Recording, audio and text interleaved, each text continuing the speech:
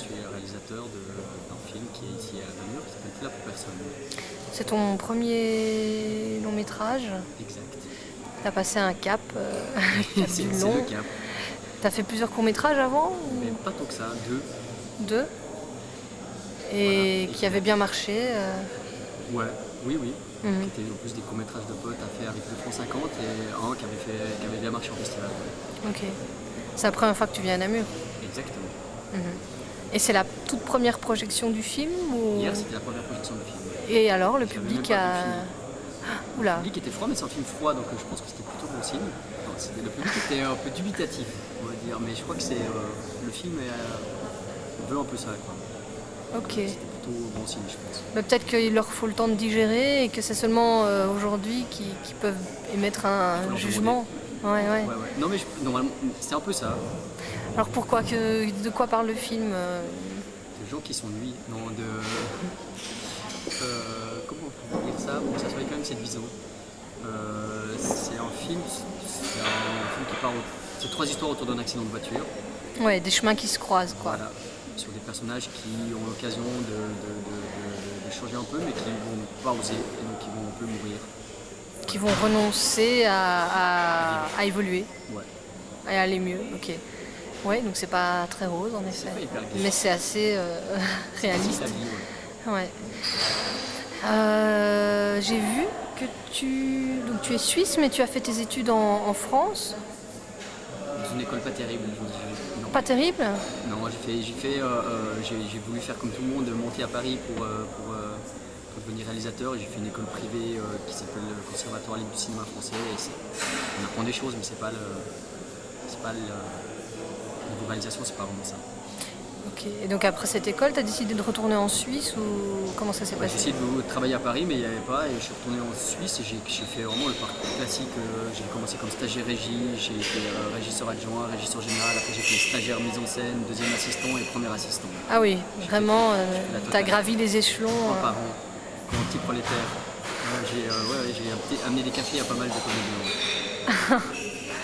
Tu as travaillé sur des coproductions Coproductions, franco-suisses, j'imagine. Avec Colin Serrault, Chabrol, j'ai fait pas mal de gros trucs français. Après j'étais assistant pendant un moment en fait. J'ai fait 5-6 ans dans premier assistant réalisation. Et voilà. Ok, et là, il est en train de me faire du pied. Ils sont super longs tes pieds. Pardon. J'ai étendu mes jambes sous la table. Et donc là, ton film, il y a déjà un programme il est déjà pris dans d'autres festivals. Tu vas voyager Il est pris au Festival international du film francophone de Stuttgart, Stubingen Stuttgart, qui est bientôt. Mais non, je peux pas y aller parce que je vais tourner une série et je commence à tourner dans une semaine et demie. Donc voilà. Une série que tu as écrite et réalisée Co-écrite et que tu vas réaliser. que je vais réaliser. C'est génial. Ouais, je sais pas en fait là. Pour la télé suisse. Ouais. Tiens, et dis-moi un petit peu qui est la productrice. Patricia Plattner. Bah oui, que j'ai interviewée il y a quelques jours et avec qui j'ai passé de très bons moments au festival. Voilà. Donc oui, c'est Donc elle qui produit le film. voilà. Et, Ah, c'est marrant le hasard. ouais. Donc toi tu es arrivé quand elle venait juste de partir malheureusement. On s'est croisés. Donc vous êtes croisés.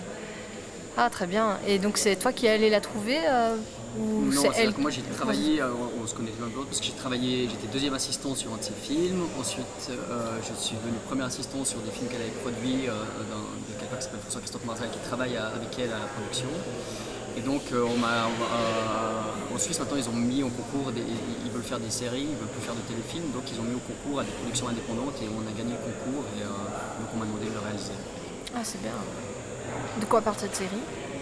C'est une série autour du poker. Et tu t'y connais en poker? Pas du tout.